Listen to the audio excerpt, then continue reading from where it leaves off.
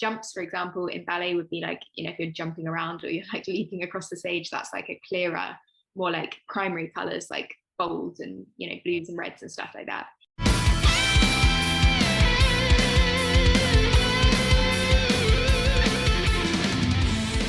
Hello and welcome to another episode of Hearing in Colour with Matt Simon.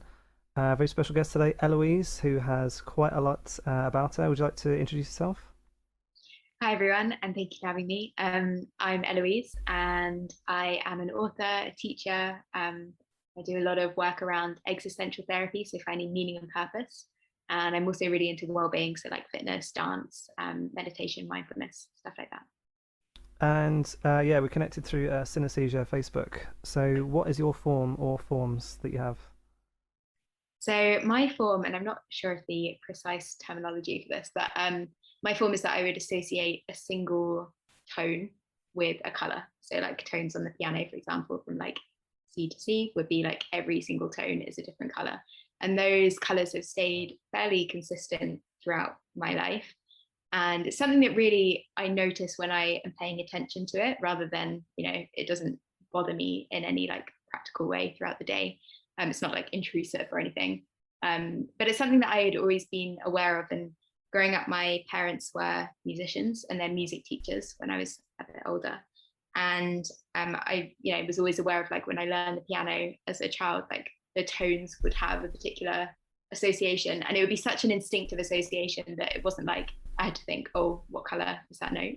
But it would be like, it just felt like what those notes were. Like that felt like the reality of those notes was just a color. And yeah, so I've always been really interested in what that was. And I don't think I really knew what it was or if it was anything until a little bit later when I was studying music. I did music A level, so when I was at college, at sixth form. And then I learned that like some other composers, I think, had a similar thing. And I know there are different like scales that different composers, I don't know the details, but like, was it like Rimsky-Korsakov or someone, was that right?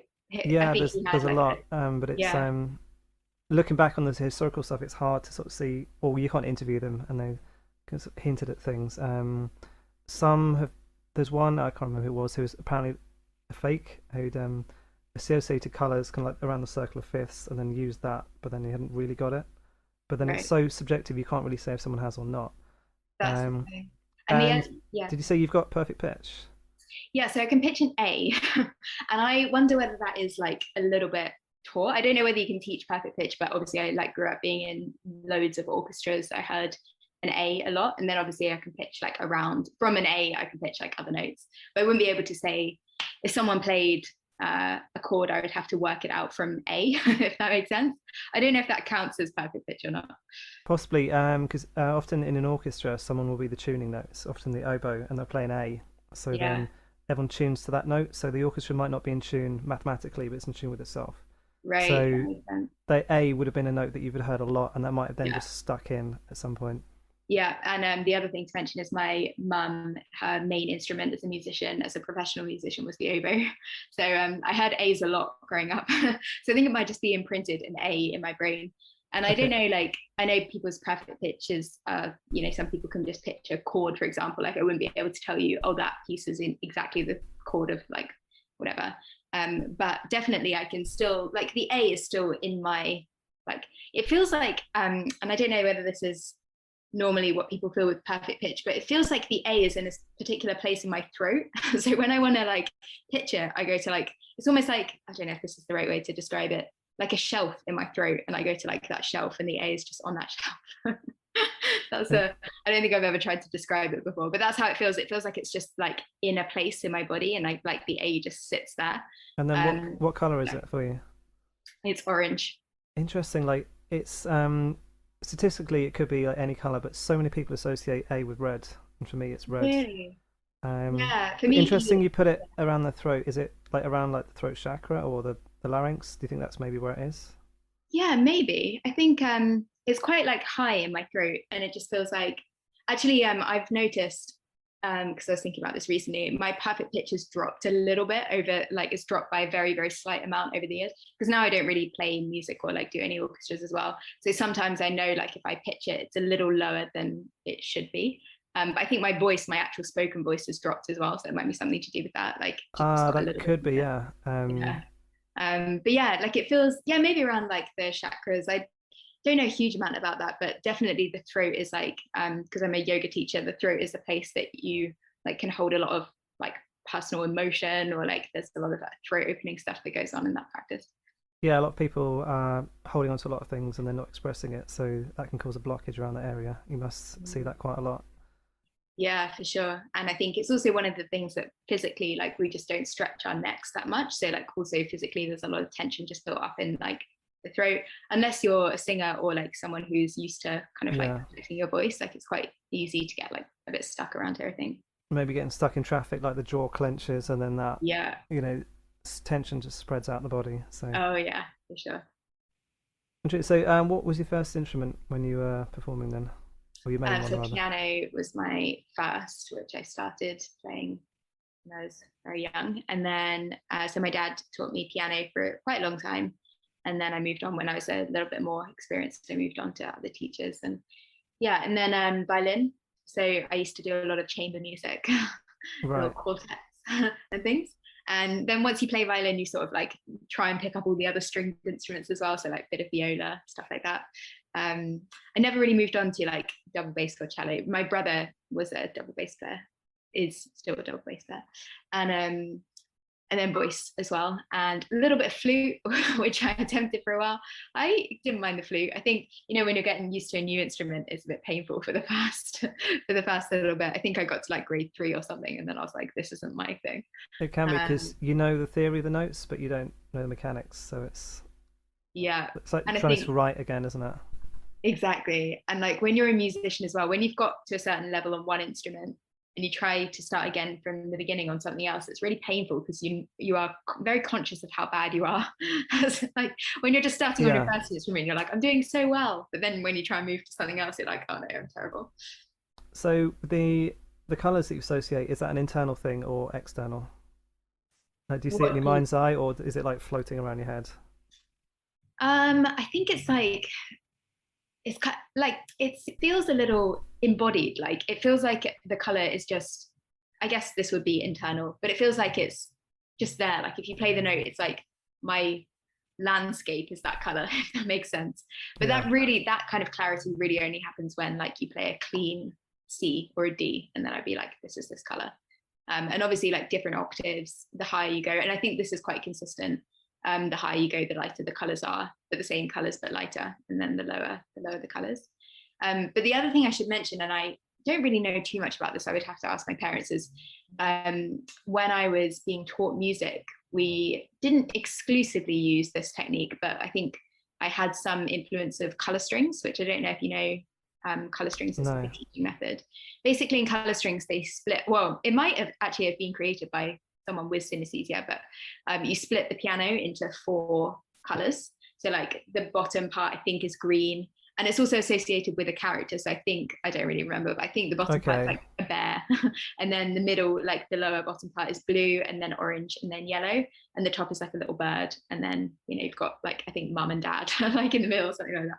So I think I don't know how much that influenced like the idea of a note being associated with a color, because I know my brother also was taught that way, but I don't think he has synesthesia in the same way that I do. But so yeah, it's an interesting teaching technique, because if you get people to associate like this is the color green, these are the, you get a slightly different musical experience. Yeah, I'm slightly similar in the way that I nuance the sound because if I'm playing guitar solos on a distorted guitar, there's a lot of sort of sound shaping that you can do with that. You can change the pickup selection, you can make it sound a bit smoother or a bit more rough, and then sort of like carve out a bit more nuance on the note. So when you're playing notes in different parts of the guitar, for me it sounds a bit different. So if you think of like "Sweet Child of Mine" by Guns N' Roses, that those first notes, they're kind of like thick, rounded. For me, that's kind of like a pale blue color. And then if there's a bit more edge and aggression on the note, it sort of changes to more red. So like when I'm playing, I'm thinking about sort of changing that. So I sort of see the notes around, but then I'm also like actively changing the hue of that as well. So would you say that the piece as a whole like doesn't have a color palette or like a set of colors, it just changes like throughout, it's quite It dynamic? does. It's very kind of it's consistent in each element, but then some might take the form more because it sounds a bit inconsistent. Because like right, it's B minor, right? So this is kind of green, but then I'll use certain notes depending on like music theory knowledge and what works. But then some people talk about almost like a heat map, like on the guitar. So like the lower notes have this kind of like sound, a bit like the piano. You know, you've got like the bear on the bottom, but then as you move up, it kind of has different color and texture, sort of intuitively. So if you want to have a certain sound, you play the notes maybe on different parts of the guitar as well. I guess like a stringed instrument, because if you play near the, it's probably not called the nut on a violin, but like right down to the where you're Bridge. pressing it. Oh, right, yeah, yeah. So the strings are going to be a little bit looser there, and then as you move up, it's tighter and sort of proportionally thicker. So it's got slightly different timbre of the note. So you can play the same note in different places, and it'll sound slightly different. So you've got that element to choose from as well. That's interesting. And I think, I don't know, does this because I actually saw in the group, the Facebook group that we're in the other day, that someone was talking about physical sensation associated with a color as well. And I don't know if you find this, but like on the violin, obviously the string changes like consistency as you move up and down. Like, or if you compare like a violin string to a cello string, for example, like for me, the cello notes, even though I don't have a set color that I associate like a cello with, for example, but that color, that range of colors is always more like a deeper, more like burgundy kind of like soft, like mellow color. And part of that I think is like the strings are really thick and like they're a bit softer than like a thin violin string. But I don't know whether that does that make a difference for you at all. Like I think so, yeah. And also because again, I'm trying to see like what is sort of like natural and what's influenced by environment and cultural things and like just the physicality of it, because a cello is like a big wooden, like dark, almost burgundy color anyway. So you'd associate that a bit more maybe, or people, oh, it's a kind of woody color, like, oh, and a trumpet's more brassy, but like you've got eyes and you're seeing that the trumpet is yellow. Some people might say, oh, I heard it on the recording and it was this green thing, but it's interesting how much might be influenced by just the physical nature of it. Like some guitar sounds, like electric guitar sounds, and I'll see them as a bit like cables, because they are cables and wires. And then on a bass guitar, it's got thick strings, so that has more of that nature around it to say like an acoustic guitar string or a classical guitar string, which is plastic. So it's, I think we've just got to be honest and think, well, I might just be thinking like, well, that's a grey colour because the string is physically grey, you know? Yeah. It's so hard to distinguish like what, and I guess it might be a mix of things as well. Like, you know, you're brought up in a particular way, you're educated musically in a particular way. Like you're going to have some influence, I guess, of, you're never going to find someone who's like completely, well, maybe you will, but like it would be quite rare to find someone who's like completely devoid of any like musical education, who like knows exactly, or like who's had no outside interference in their like in their perception of it, if that makes sense. Who's never seen an instrument, for example, and then knows like what color it is. And I think there's more color differentiations on guitar because it's my first instrument, so I know a lot more about it, know how to play it. So I might listen to a drummer and have like less understanding of what they're doing, and so I will only assign a certain color palette to it and say, well, that's that kind of thing. If I knew more about it, then I might be able to pull more colors out of it. Right, that makes sense. Yeah, so I think sometimes like for me, a genre of music, I could say like classical music, for example, has like a bit clearer colors, like a bit cleaner colors than like romantic music, like Tchaikovsky, for example, which is all like tones and like stuff going in. Like, but I think again, like that comes into just knowing music, and like if you know the genre that you're talking about, then you might be able to. It's not necessarily natural, but it's more like just learned or common sense, I guess. That's very interesting. I mean, yeah, sometimes I associate like the blues as blue, jazz is a bit more green, but then interesting to talk about the harmony, because like the classical periods, the harmony is a bit more not basic, but everything was much more proper. Like you get the dominant chord to the root chord, and everything's like properly done. And Mozart in Baroque a little bit before, but you know, properly structured. And then with Romantic, they tried to like smear it a bit more and get a bit more. So I'd associate that with a bit more pastel colours. Oh, really? Romantic? Well, just when you're getting towards a more sort of like jazzier harmony and a bit more or less defined, that's not that perfect thing. It's a bit smoother, the transitions, and then when I listen to some jazz and some sort of advanced harmony stuff, where the harmony is less clearly defined, it's a bit more pastel colours and things a bit more smoothed out rather than Interesting. Because for me, like Mozart, for example, I used to play a lot of Mozart on the piano, and like you said, it's like really clean. Like you just have your left hand working in a chord like progression, and your right hand doing like the melody. Like that's it. And I used to do a piece that was theme and variations. It was like a theme and then like 32 variations of like the same thing basically with like the same chord progression. And like for me, that piece, playing that piece, was always pastels, like always light pinks, lilacs, like really soft orange but like clean colors. And Right. then if you played like a Tchaikovsky or like some kind of romantic piece, it would be like all murky and like you said, like everything blending. And it reminds me, and I don't know if this really links at all, but like the art of the period that you're working in, like the art of that time is all a bit like dark and like tones. And you know, if you go to the National Gallery and you look at like pieces of art there, it's a lot of it's like quite dark and murky. That's how like romantic music sounds in my head. We're just like very like dull, sort of not dull, but like yeah, like dark or Yeah, I think it's mixed. interesting to really remember the context of when art was created. Like Picasso's Guernica, it's about the Civil War, so there's like horrific stuff going on at the time. And if you hear a piece of music or look at some art in isolation, you think, well, that's this. But then, as well as I'm getting older, look deeper into music, and if someone says, oh, here's a piece from like Mozart or whatever, like, okay, well, it is, but like, what was happening in his life at the time? What was he doing? And like, oh, well, this is when like he was really sick or this, so like now that makes sense. Or Right. unrequited love, so like you can get a bit more into it. Yeah, I love that. Yeah, that's interesting. I think maybe we don't know as much about like composers' lives as we do, like, for example, a writer, we would be like, oh, they're going through this, so that's why this book's, has this undertone or whatever. I think that's maybe just more the emotional element, because obviously Mozart wrote some stuff like crazy young, he was, like, Yeah. stuff before he was in double digit ages, but then it was just like accomplished musically, but the emotional element just isn't there. Then some of the stuff that he's writing towards the end of his life, and when he's sick and like Lacrimosa, like the last bit, just finishing those 8 bars, you just think, like writing something that you're not going to finish. That's heavy, but Yeah. it's interesting. But yeah, I think it's because I write a lot of music as well, that I'd like to really look deep into that. And so yeah, not only like this technical structure of it, or here's a B minor chord, here's all these arrangements, but like what was going on with this, and like the energy involved in that. Yeah. So do you think about the colors? Like if you're writing something, you would think, I want to, like, what comes first, the color or the like melody, or like does it just come at the same time? It's just a natural. Interesting. Some I usually write on guitar, so some keys are more conducive to that because I use open strings like E major, A, and D, quite easy to use. But then some of the darker ones, just because it's physically easy to play on those and get access to certain fingerings and notes. Yeah. But sometimes, yeah, I might think, right, this is kind of like a dark grey theme, like okay, D minor, Mm. or like a midnight C, well, that's like G minor because that's like really dark blue.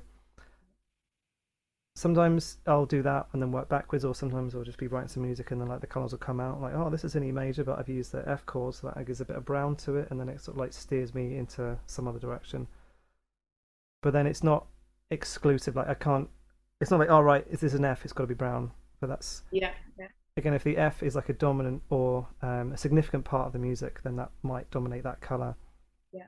But then I could shift the key, and then it's still kind of the same piece of music, but you can't say, oh, it's an F sharp minor now, well, it's black. Like, well, Yeah. it's my perception of it rather than something else. But I do see a lot of colors, and if things don't change enough, like if the texture's the same or the instrumentation or the chords don't change enough, I just see it as all it's the same colors, and I get quite bored in that. Mm. Yeah. And I don't know if have you asked any other people who have synesthesia to interpret your music and see if it's the same color as Yeah, you? just literally before this, I did an Oh, interview really? with it's an artist who draws things very similar to how I see them. So Oh, right. Yeah. I asked her to draw one of my songs, and then she's like, "Oh, this is your voice," and there's loads of BVs on this, and there's about 20 vocal tracks. It's like lots of vocals. Yeah. So, oh, this is how I see the guitar solo. But yeah, Stevie Wonder song, she was just drew it, and I was like, that's almost exactly how I see that. Right. Right. Like the guitar parts, like these little clunky bits falling around the sides, and this is the bit in the middle. Yeah. But then I could ask 100 people, and only one of them would have a similar perception. So it's possibly more coincidence, but interesting because it is so similar on that level. Yeah. That's interesting. Yeah, I'm always like interested when someone comes out as like a a musician who's around at the moment, like a mainstream musician, who says that they, report having synesthesia or something. But I don't know too many current people. I know like Pharrell Williams apparently has it. That's the only one. Yeah, I looked at on Wikipedia. You can see quite a long list, and there's like apparently Beyonce, Oh, Lady Gaga. She's like poker face is amber to her, and for me it's teal. It's G sharp minor. wow. But Huh. again, I'm looking at it. Does it help, or does it like make you a better musician? I think maybe for me, because I get quite bored listening to things that are sort of continuous. So I like to change things up. Mm. But then there's lots of excellent musicians who don't have it, and lots of very poor musicians who do. I won't name names, but I was watching a TED talk, and a guy who was demonstrating himself on a keyboard. He's saying, "Yeah, I've got synesthesia, and here's how I write the music, and I like these colors and notes, so I use them a lot." But the music was just boring, and I think he kind of like hemmed himself in a bit because like, these are my favorite colors, and then Right. he'd taken commissions from other people to write music, and he'd used the same sort of things. And people said your stuff's a bit samey. Yeah. Whereas for me, the more I've learned about music and harmony, it's almost like different colors. So basic harmony was sort of like certain colors, and then with the more jazzy stuff, a bit more pastel, and then when things get a bit more weird and advanced, it's like more colors that I wasn't aware of. Mm. So we had some really cool jazz lessons at college. It was a music college, and the teacher was like an amazing guy, and he said, "Oh, here's some other stuff you can do," and like scales and things we'd never heard of. So I'm like, "Oh, it's like a new color." I still can't use that because it's like super advanced, but just Oh, you seeing mean like, a new color, like that you just never. well, just like a new text, or like just using notes over certain chords with a different angle, and so you can take this concept and then move it a bit and a bit and a bit, and so once it's a bit further out into space, it sounds a bit more spacey like this. Right. But That's amazing. Yeah, the I point, think jazz is probably one of the most like, for me, it seems like one of the most colorful or like one of the most exploratory. All of the improvisation elements and the way you can play around with a idea like in jazz. My dad is really a jazz musician at heart, I think, and like that's always just fascinated me because I am someone who likes the kind of structure and the rules of like music. So I like Mozart and classical stuff and playing that. And I remember it when I was studying music at college, just at sixth form.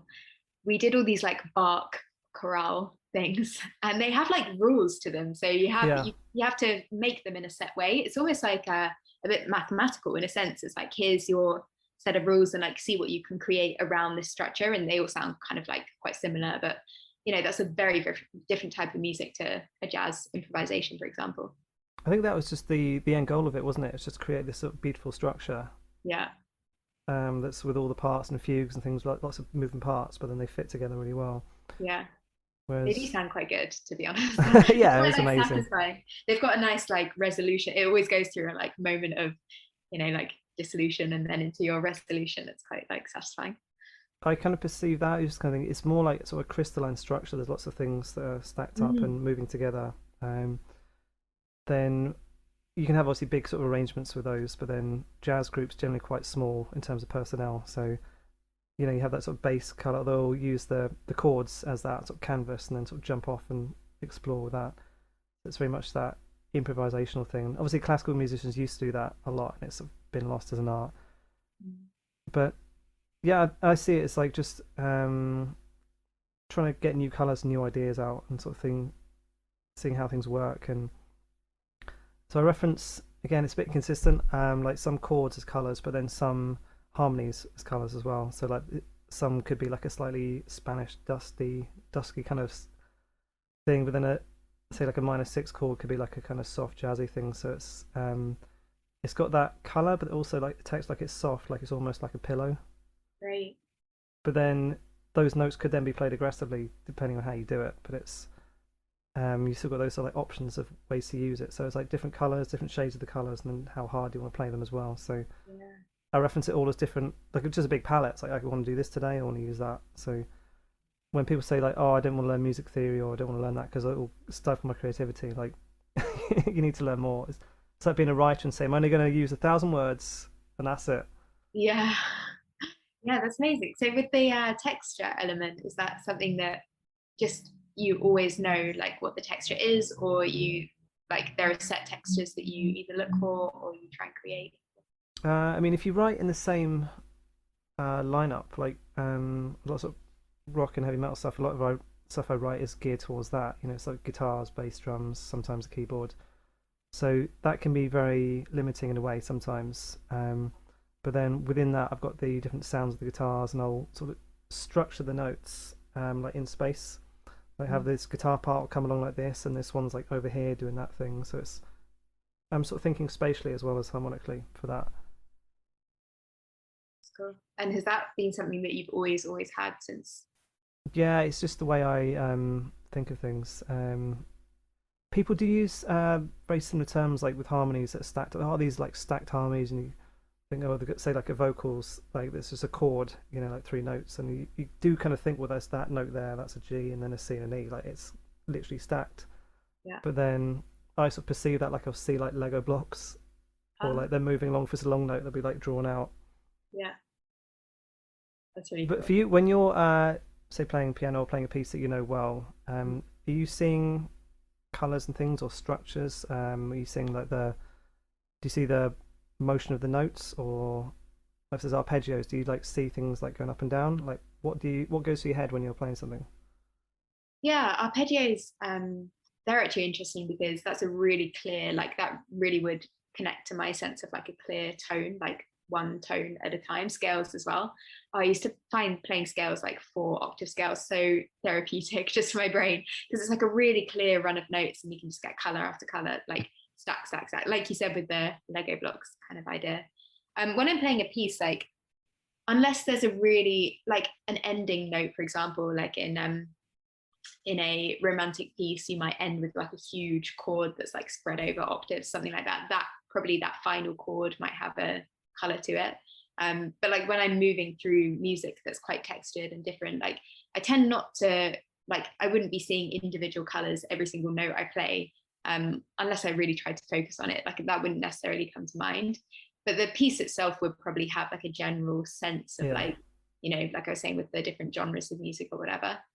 Um, and then the other time that I sometimes feel it now is like I do like ballet and things like dancing, and a lot of that, especially stuff where you're warming up as a ballet dancer, you spend a lot of time at the bar just doing like exercises, and I guess it's quite similar to like doing scales and arpeggios. It's kind of just like warming up your body before you do like the main choreography or whatever.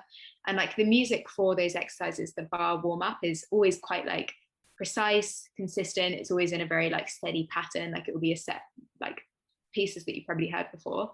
And those pieces always have like quite a physical, like I always feel a color when I'm doing that kind of movement, just because it's quite repetitive. It's stuff that my body already knows how to do.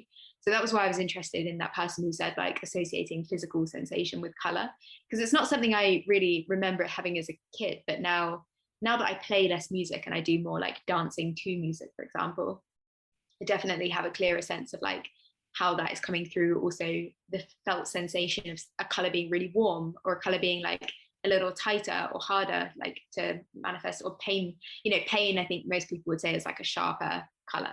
Yeah. And then there are different types of pain. There's like a muscle ache, or there's like a tendon pain or whatever.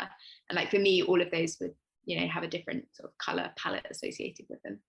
But so when you're moving, are you aware of like colors around you, or say like some of your warm up routines? Do you associate a color with that, or when you're doing it, do you like feel the color around you, or you see it, or how does that work?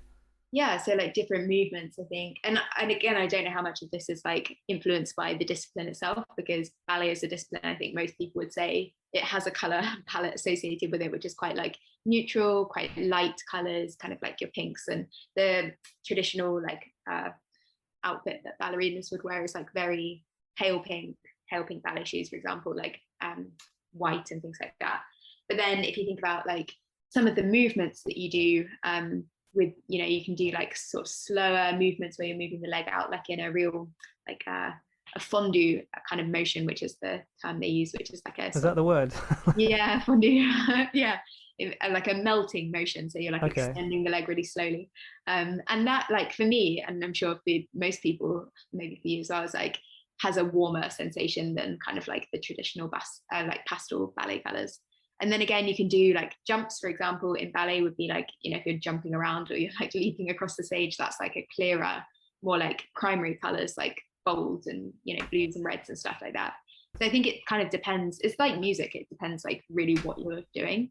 But yeah, I think they would all have colors associated.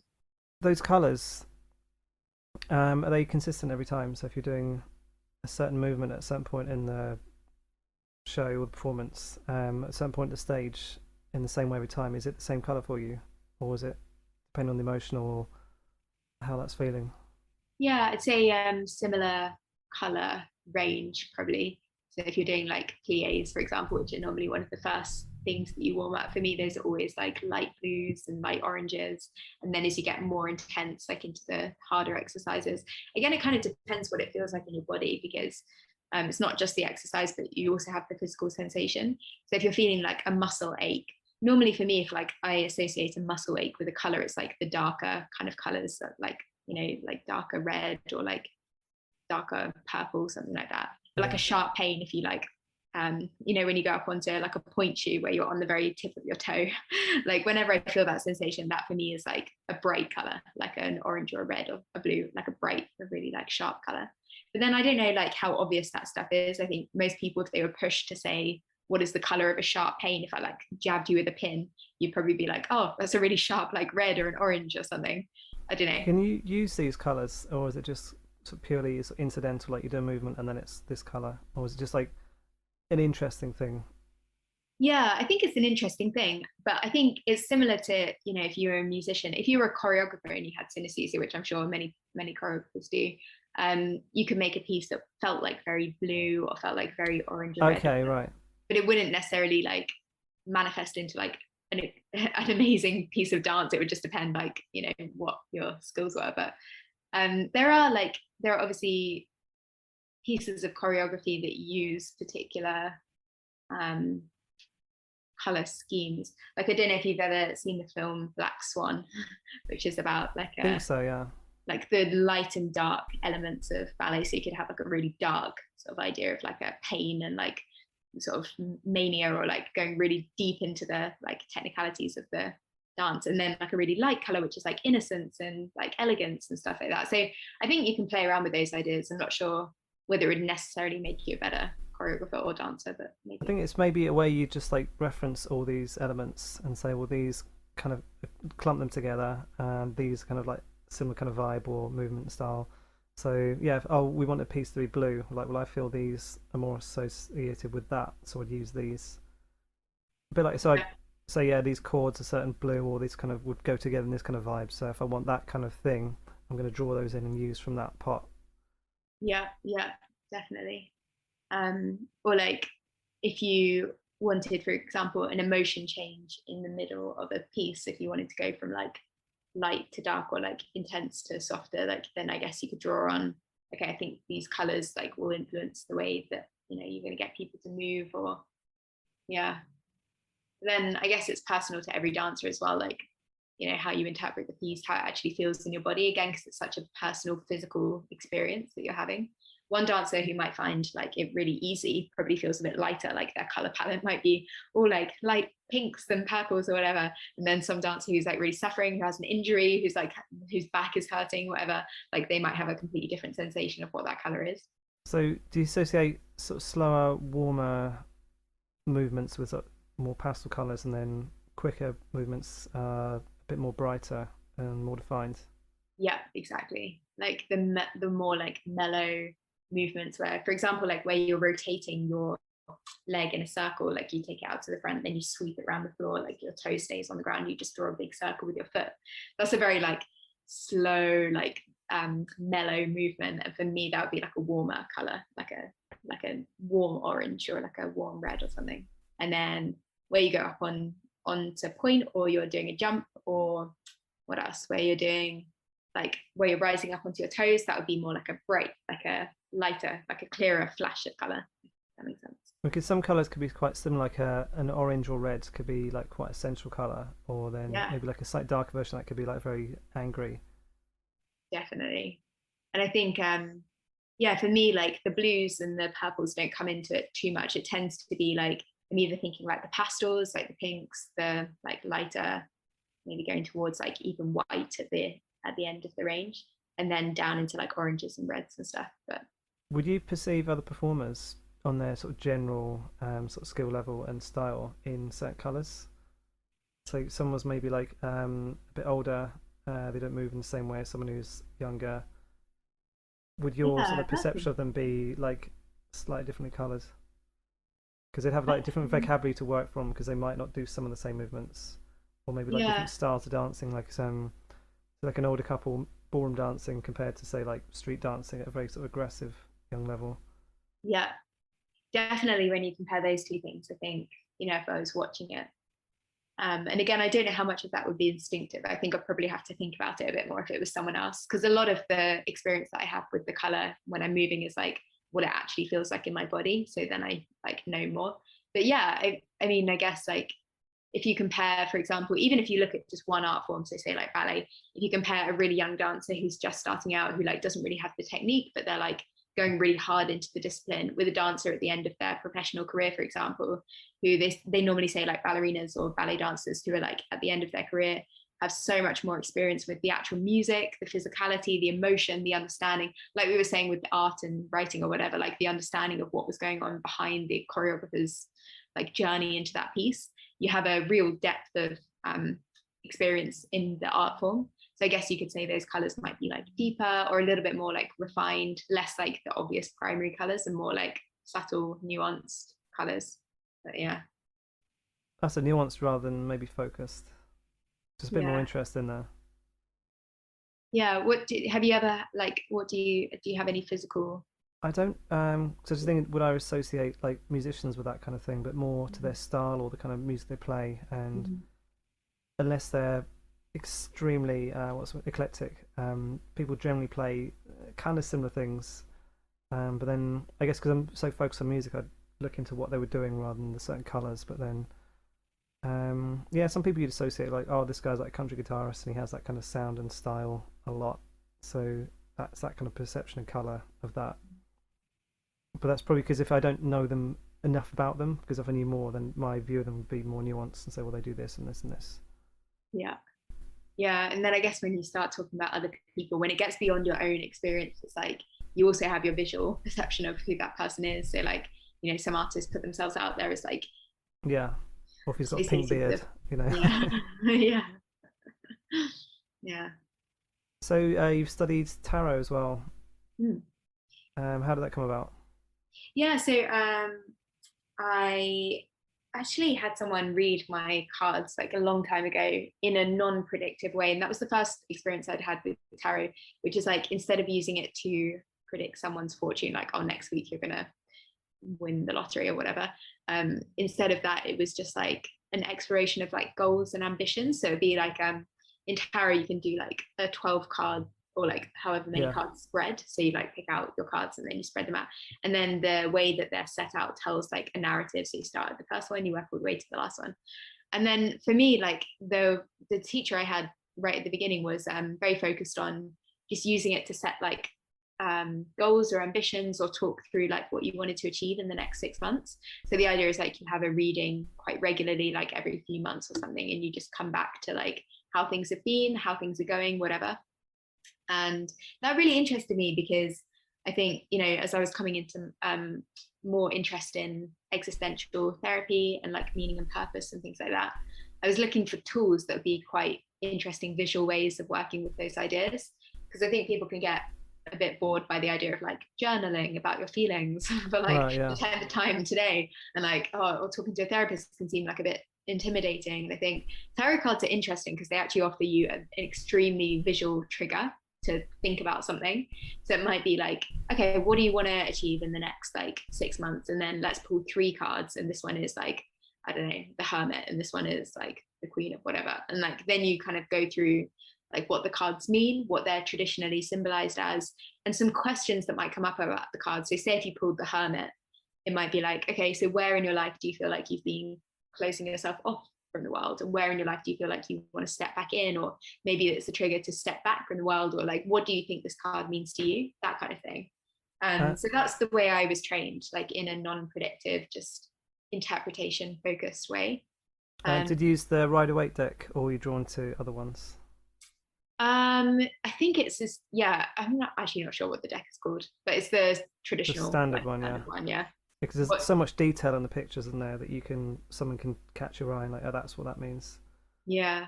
And I think there was a time when I was doing card pulls every morning as like a little intention setting exercise. That was quite a fun thing to do because it's like, you might not, everyone says, you need to like have a morning routine and like do this and that. But like, it's nice to just not necessarily be in your own head so much, but actually have something to look at that's like outside of yourself. Like, here's a card and this is what it normally means. Like, what does it mean to you? And I think if you hold the cards with a certain lightness like that, if you think these are just archetypal ideas, they're imageries, like it's imagery, it's symbolism, it might tell you something about yourself. But that information normally comes from you. Like, you probably already know like what that is. You just need to articulate it. And sometimes the cards can really help to bring some light into that situation. Yeah, or just give a bit more information on what's currently happening. Yeah. Or yeah, like draw your focus to something that actually you need to be looking at this more, or you should be doing this, but you're not. Exactly. But have you had you have readings and stuff, or? I mean, I studied it for a little bit, not formally, but like read some books, did some courses online, and yeah, the standard ones are interesting because they've got so much detail, like I said. So you might pull a card out and then be drawn to, oh, there's like a flower on the side of the throne that's just caught my eye. There's got some dragon cards, which are quite cool. Yeah, there are lots some people think like, oh, it's got different energy to it. Got some fairy ones, but then some of them it's just less detail on it. So maybe, or if that's what you want, oh, they're bringing different energy through. Like, are they? Yeah. Maybe it's just like, well, that's the symbol, So then, what does that mean to you? Yeah. I just think they're such an interesting, like, it just brings out so many interesting things that, like you said, you probably already know like what it is that you need to do or like what you need to focus on. And I think it's a nice thing to do with other people as well. If you can like pull a card for someone else and then you can look up symbolism and talk about it with them. Like, you don't need to be too like technical. You can sort of just, use it as a self-exploration tool or with a friend or whatever. What's you might have had this experience as well, like if you've drawn some cards and then like shuffled them again and then drawn them out again and like similar ones come up, you're like, what's going on here? Yeah. Statistically that's unlikely, and then I've done it where like 3 times like almost the same ones came up like in a row. Yeah, I love that. I remember when I was doing the teacher training that I did, they have you pull a card at the beginning to like symbolize, the start of your training or whatever. And I kept pulling the same card like throughout which was the world, which is quite a nice, like beautiful card actually, which is symbolizing like, completion and things going well. Yeah, which is a nice card to have. Then sometimes you pull like a card that's a little bit intimidating, like death or whatever, like with all the swords, and you're just like, oh no. But I think that's the interesting thing about the deck is like, it's not all good or all bad. It's not even good or bad, really. It's just life, or like it's just the intricacies of the journey or the experience of being human. And I think to be able to pull a really heavy hand and just to be like, okay, this is interesting as well. I think that even that is like an interesting skill to have, to be able to look at even the light and the dark and see like, this is all just part of it as well.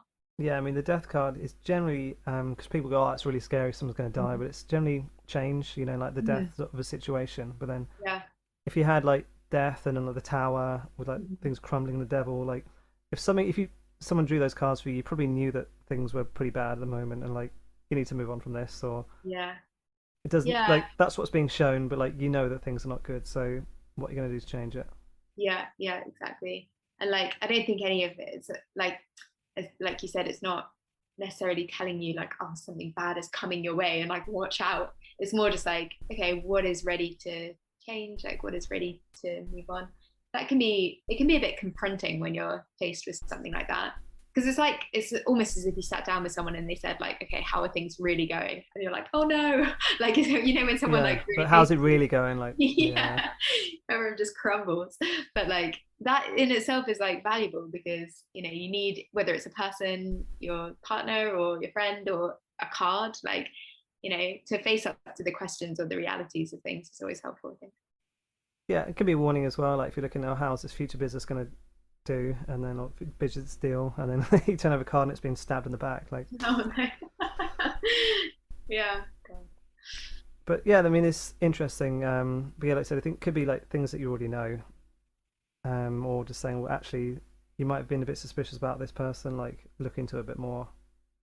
Yeah, or like sometimes it's an indication of what's going on within you. So like, where in your life are you about to like betray someone else, like without maybe even realizing it, or like maybe you need to take a closer look at, you know, yourself in relation to other people. I think you can always like look at it from different angles. That's the fun thing about the cards, that you don't really have like a set. It's not like this means this. It's kind of like it means whatever it is relevant to your life that you believe it to mean.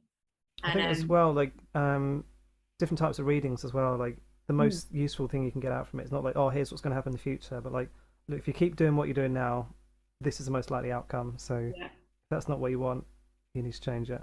yeah, yeah.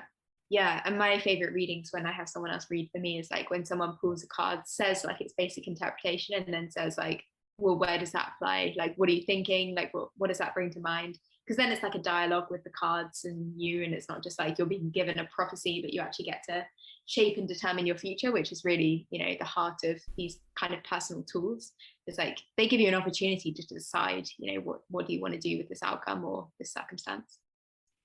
Okay, yeah, good. And linked to that, so on your website, you mentioned you've done some monastic Mm. activities. Do you want to tell us a bit about that?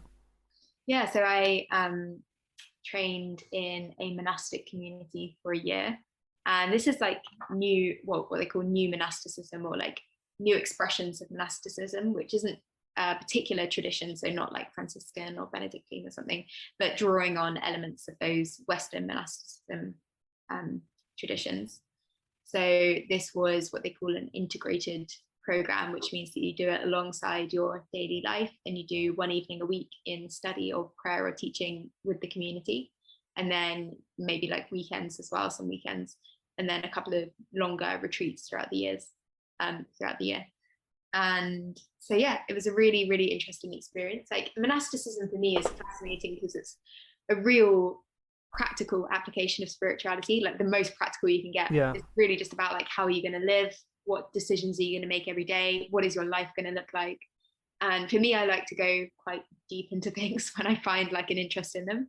So for me, it was like, how deep can you go into spirituality? Well, here's one example, like give up your entire life and like make a vow to the community and that sort of thing. And obviously I didn't commit my entire life to a monastery yet, although that may still happen one day. But like, it's really interesting to me to explore those kind of more immersive types of spirituality. Yeah. Okay, so this may be like an question you weren't expecting, but if you like, where are you going in life? Because if you look at, say, you've studied music, some dance, some of the spirituality, can you see yet? And if you can't, that's fine. Obviously, not judging. Like where maybe things are going. So just for me, because I've studied music a lot, and then looking at spirituality, and then the synesthesia and like energy through like some martial arts and sort of healing and stuff like that. So I'm trying to sort of blend all those and see like where they're connected and if there's a universal thread in that. Yeah. What can you see in your own life? Because you've clearly done lots of different things and have different interests and things you've excelled at. So where do you think maybe things are pointing towards? Yeah, I love that. And I think like blend is exactly the word that I would use as well. And for a while I was quite stressed about like my life seemed very scattered. And I was like, what am I doing? Like there's this and there's this, and I like this and do this or whatever. And like it frustrated me that I couldn't really just decide there was going to be one thing that I was like, this is going to be my thing, and I'm just going to be really good at this thing. And you know, I'll become an expert, or I'll be the best in my field at this thing. And I think when you go broad or when you go blended, you sort of sacrifice that element of like, you're probably never going to be the best at like one particular thing that you're doing because you're doing 100 things at once. And that for me was quite difficult because I always felt like I was failing a bit at everything. I was just doing everything like to a mediocre level when I could have actually done one thing really well. So there's that. But I think for me, like the most interesting experience of careers or life or whatever so far has been trying to like integrate various things. And I think if there is one consistent thread, it's probably like range or scope, like trying to do a lot of different things and see where the similarities are between those things. So obviously I love writing, I write books, I love speaking, like I do speaking stuff, like working with young people a lot. I care a lot about like social impact, social mobility, about, you know, like making an impact to society. And then like, you know, I have my personal interest in like dance and music and stuff as well. And I think it's probably not headed to any one particular point, if that makes sense, but more just like an integration of all of these things in a really like rounded kind of accumulation of interests and passions. Do you get bored, or is it just you want to do lots of different things? Because again, like you said, like you can go really far down one path and you think it's like diminishing law of returns, right? I've done really Yeah. well at that, but I'd like to do quite a lot of this as well. And then you think, yeah, I've got that, and it's not master of all trades. I know jack of all trades. Yeah. Yeah. Master of all trades would be nice. But Yeah. you think like I've got so much out of this now, and I could go, but then I could get quite a lot out of this, and then this as well. Yeah, I think a little bit of that, and then just real curiosity about like sometimes I go really deep into a field, and then it opens up another field, and you're like, oh my god, that was how I sort of came across tarot, for example. Is like I was into existential therapy, like into psychotherapy, into like Jungian ideas of analysis and archetypes and stuff, and then discovered like tarot, and then trained in that. And so I think when you go really deep into something, then it just opens up loads of other things, and you're like, oh, now I feel compelled to explore all of these things, and there isn't really enough life time to explore everything. But definitely the things that I find really interesting, I always want to go as far into them as I feel is still like fascinating to me. And that's like spirituality, for example, or existentialism. Those things you could just study for a lifetime and you've never even like touched the surface of what's really going on.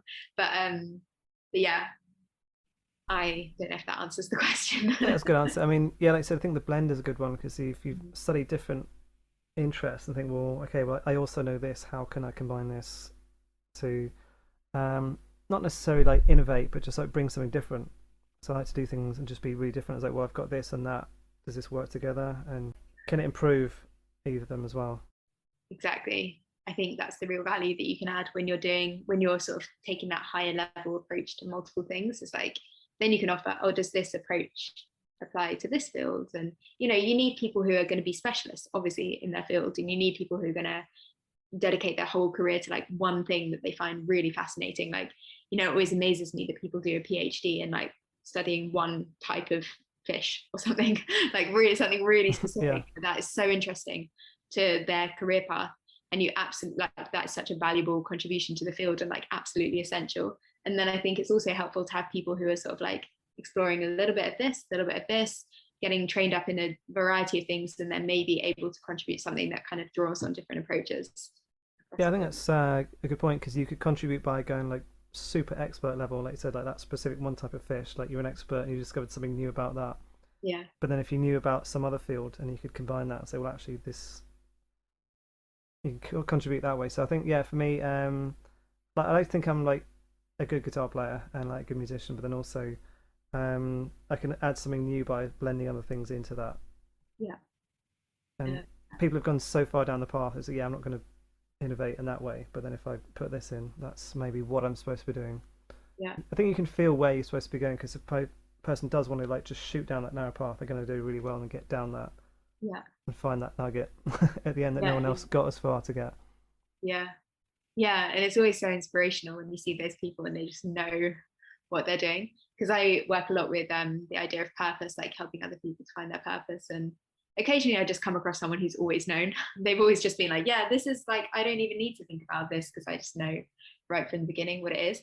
But I do think that's not everyone's experience, obviously. And I think that's probably more rare than the majority of people who are just kind of like, I'm not really sure, I'm going to try this and I'll try this and then I'll find something that works eventually. And yeah.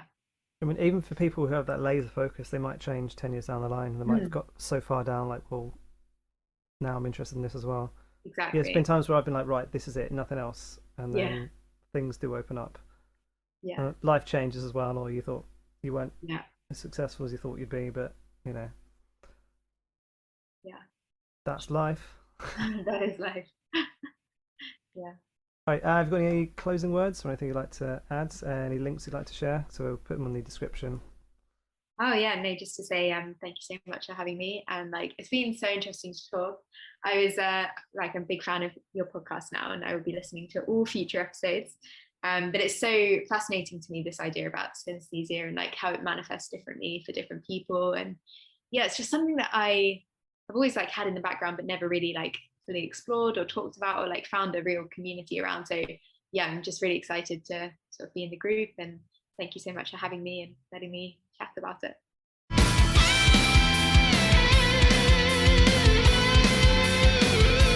As always, thanks for listening, and you can find us on Facebook, YouTube and Instagram.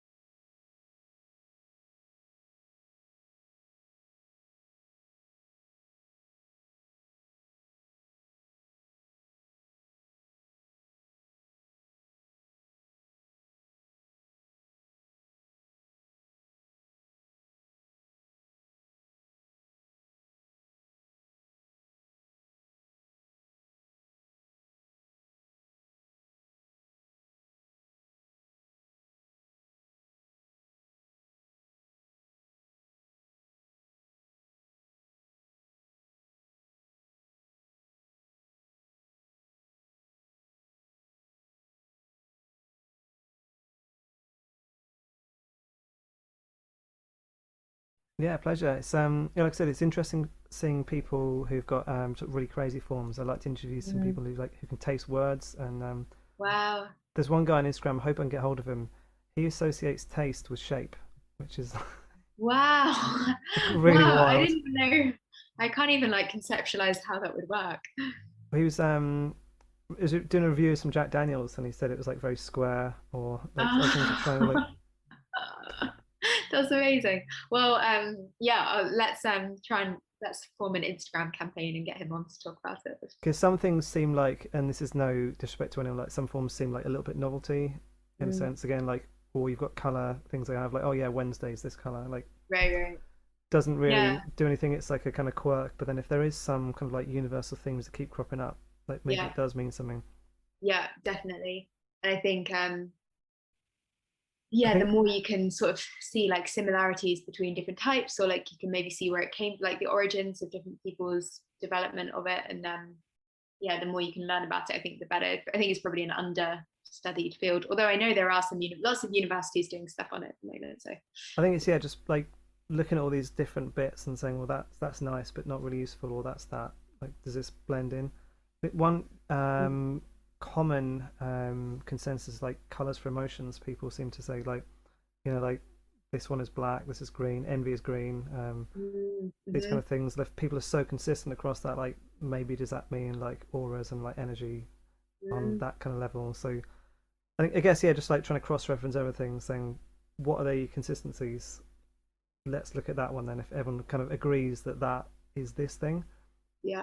that could suggest that there's more in that. So Yeah, and if you, I guess it would be interesting to look cross culturally as well, because obviously, like I yeah, think in like say in the UK, like at least I was, I don't know about everyone else, but like I was brought up on like Disney villains and like heroes or whatever. Like the villain would always be like a greeny, like red or like dark colors, you know. So you would have an idea of like what that looks like in your head before you think, okay, what do I associate? But maybe if you looked at a culture that had a completely different idea of like, you know, colors and like good and bad or whatever like imagery was used, then that would be really interesting to see if there were consistencies there as yeah, well. and like you said with the ballet costumes, there could be like white or pink, but then Mm. a professional dancer in Bollywood would be completely Yeah, different color palette. So they're yeah, I'll have to start talking to more people internationally about that. yeah. I'm going to look at phonetics as well. We've got a big project called the phonetics of swearing that I'm working on. Uh, Oh.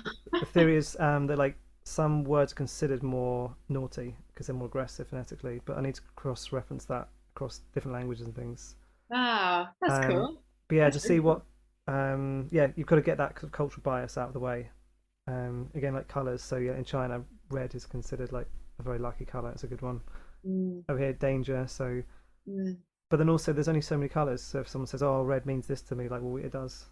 Or if it's, oh, yeah, that's blue, well, like you're allowed to choose blue for that. that's interesting. Yeah, wow, that's an interesting word project, because I think words do have like their own, definitely have their own like resonance to them, and yeah, the implications of like the way a word sounds or the way you like feel it in your mouth as you say it, that kind of thing. I think was it Nicolas Cage or someone did like a documentary series on Netflix about swearing. So Oh. kind of want to watch it, but then it might be like, oh, they've already done it now. I don't need Yeah, to do yeah, mine. They yeah. just nailed the hypothesis. Yeah, proved. I need to. I I'm need to sure make. there's always more to say in these things, always. Yeah, but yeah, so that'd be a long-term goal. Just try and get rid of those cultural biases, and then see if there is that universal truth. Yeah. Universal truth. That's what we all want, isn't it? Yeah. I mean, it shouldn't be too hard to find, just a bit of universal truth. So yeah, lifetime. I'll Find be that there by at next week.